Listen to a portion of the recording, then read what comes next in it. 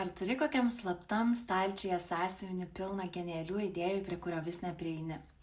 Viena mano klientė tokį slėpė 4 metus, laukdama, kol bus tobulai pasiruošusi.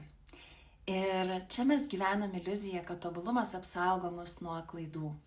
Bet iš tiesų, tobulumo siekimas atima iš mūsų patį smagiausią dalyką – kūrybos ir žaidimo džiaugsmą.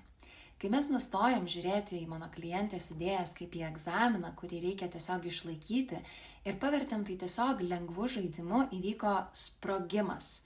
Kurti netobulai, eksperimentuoti, bandyti, būtent ten slypi pati didžiausia gyvybė ir laisvė. Taip kad nustok ruoštis šedevrui.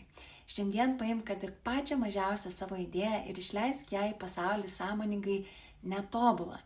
Leisk savo pasimėgauti pačiu procesu be jokių lūkesčių.